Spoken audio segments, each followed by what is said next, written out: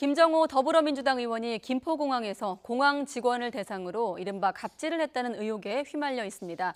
이에 대해 김 의원은 상식적인 문제 제기를 한 것이라면서 해명을 했지만 논란이 쉽게 가라앉지 않고 있습니다. 또 그런가 하면 이른바 등촌동 살인사건 피해자의 딸이 피의자인 아버지의 신상 정보를 인터넷에 공개하기도 했습니다. 사건 사고, 이용혁 건국대 경찰학과 교수 그리고 백성문 변호사와 함께 짚어보도록 하겠습니다. 네, 두 분 안녕하십니까? 네, 안녕하세요. 네, 현직 여당 의원이 사건 사고 뉴스에 또 등장을 하게 됐는데 일단 지금 확인된 걸 좀 정리해 보면 김포공항에서 탑승 직전에 신분증을 공개하라고 했는데 거기서 실랑이가 벌어졌는데 약간의 조금 미묘한 이제 사실 확인이 좀 필요한 거 아니겠습니까? 네. 이번 사건 쟁점이 뭐라고 보세요? 네, 입장이 조금 갈리는 것 같은데요. 그 네. 한 보도에 의하면 이제 이 김 의원이 그 욕설을 하면서 근무 태도가 무엇이냐 뭐 이렇게 그 고함을 쳤다.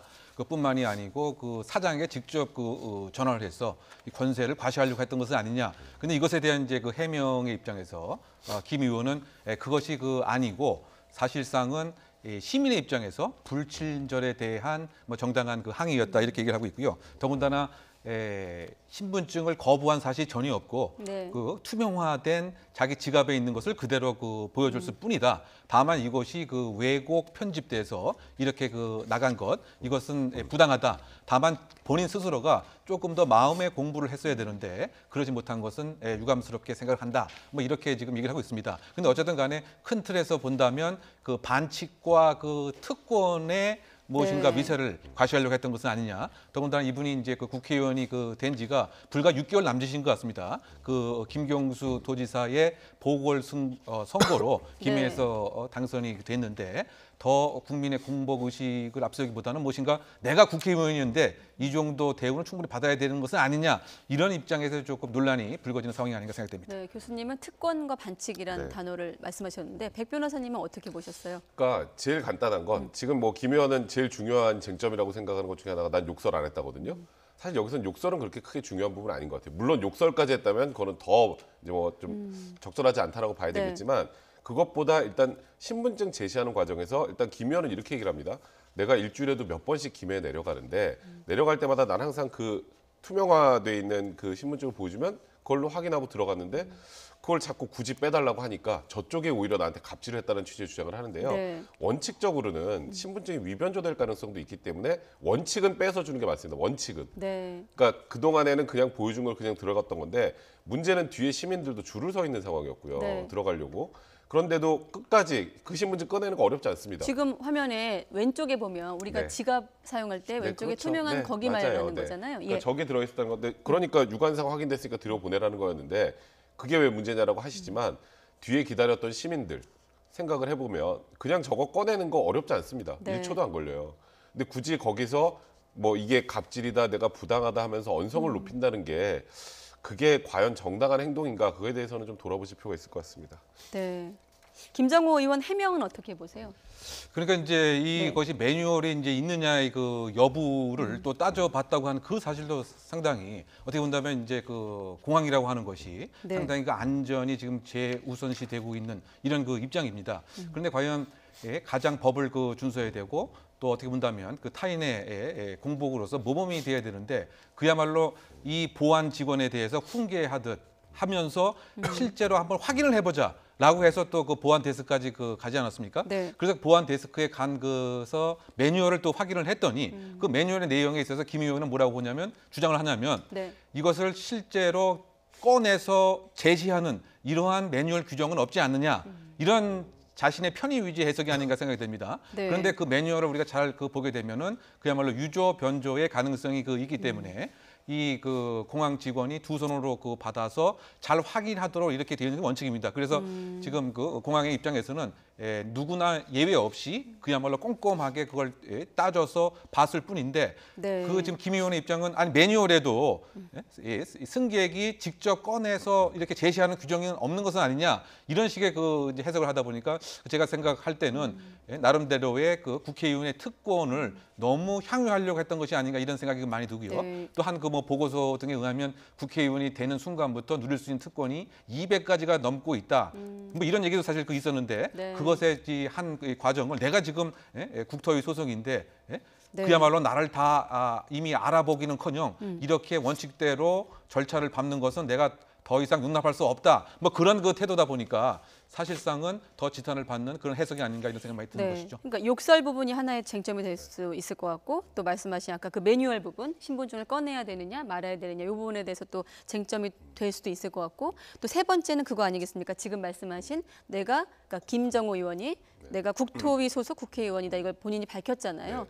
이것도 아까 말한 그냥 특권으로 이어지는 대목인 것 같아요. 그러니까 사실 지금 뭐 김 의원 얘기는 나는 그 국토의원이라고 밝혔던 게 내 국회의원으로서 뭐 위세를 떨치려고 했던 게 아니라 네. 그러니까 시민의 입장에서 상식적인 문제 제기를 하려고 하다 보니까 이게 나온 거라고 하는데 일단 조선일보 측에서 얘기는 내가 국토위원회 책임자 데려와라고 소리를 쳤고 실제로 또 최종 책임자 한국공항공사 책임자에게 전화까지 걸었는데 안 받았다가 타기 직전에 연락이 왔다라는 얘기 나오지 않습니까? 네. 근데 그렇다면 이제 김 의원은 지금 본인이 저렇게 해명을 하시지만 받아들이는 입장에서 한번 생각을 해봐요.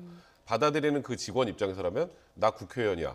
거기다가 내 소관 지금 거기 담당하고 있는 내 국토위 위원이야. 네. 이제 그 얘기 자체로 상대방은 위축될 수밖에 없잖아요. 거기다가 뭐 최종 책임자를 불러와라. 아까 지금 이용혁 교수님 말씀하셨던 것처럼 매뉴얼도 직원들도 얼마나 당황했으면 제대로 매뉴얼을 찾지 못했다고 합니다.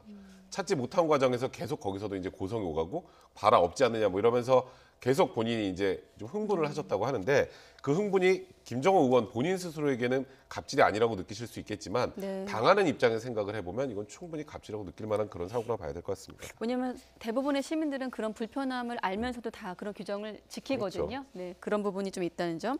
근데 이 해명하는 과정에서 또 이번 사건과 무관한 얘기도 나왔어요. 공항 의전실 얘기가 나왔거든요. 그러니까 김정호 의원이 긴급한 상황을 빼고는 이용한 적이 없다고 또 이렇게 해명을 덧붙이면서 이 부분이 또 논란이 되고 있지 않습니까? 네, 그럼 결국은 이제 그 충분히 그 평상시에도 이용할 수 있는 특권에 그와 같은 구멍이 분명히 있었다고 하는 이런 얘기인 것 같고요. 예. 사실 이것이 이제 좀 논란이 될 수 있는 것이 국토교통부 그 령에 의하면 원래는 그 국회의원이 빠져 있었습니다. 그러다가 이제 김영란법이 만들어지기 그 직전에 이것을 뭐라고 했냐면 사규에 따라서 일정한 혜택을 받을 수도 있다. 국회의원이 있어서. 근데 그때도 사실 이제 공적인 그 목적에 한해서로 이제 봐야 되는 것인데 그래서 결국은 이제 그 국가인권위원회에서도 이것이 김영란법에 대한 유배 사항이 분명히 될 수 있다. 왜냐하면 예를 들면 지금 그 감시해야 될 그 대상에 있어서 일정한 특전을 보는 것이기 때문에 뭐 그런 그 측면에서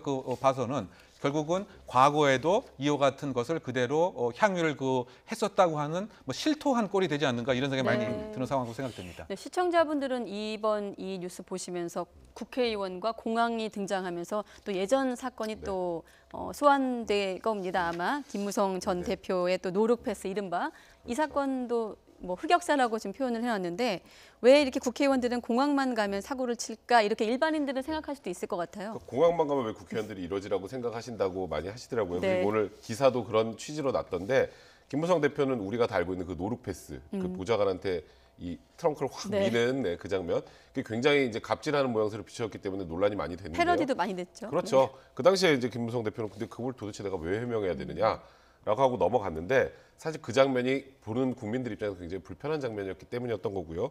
또 김성태 자유한국당 전 대표도 뭐 신분증 없이 비행기 탑승한 문제 때문에 또 굉장히 논란이 예. 한번 됐었고요. 그러니까 사실 국회의원도 그러니까 다 똑같은 그냥 개개인의 국민이고요. 그리고 모든 국민들은 지켜야 할 룰이 있어요. 네. 그 룰만 지키면 괜찮습니다. 그런데 무언가 국회의원분들께서 자꾸 이렇게 일반 국민들로서는 생각하기 힘든 행동들을 하기 때문에 이게 논란이 되는 거고요. 사실 김정은 의원 같은 경우 만약에 지금 앵커분도 저렇게 신분증 보여줬더니 빼서 보여달라고 하면 어떻게 하셨겠어요? 당연히 그냥 빼서 빼죠. 보여줬겠죠. 네. 왜 내가 국회의원인데 이걸 내가 왜 빼야 되라는 걸로 비치잖아요. 그러니까 네. 그냥 일반 상식과 그러니까 우리가 국민으로서 살 때 보통 어떻게 사는지 한 번만 생각을 해보시면 이 소위 말하는 국회의원의 공항 흑역사도 없어지지 않을까 싶습니다. 네, 알겠습니다.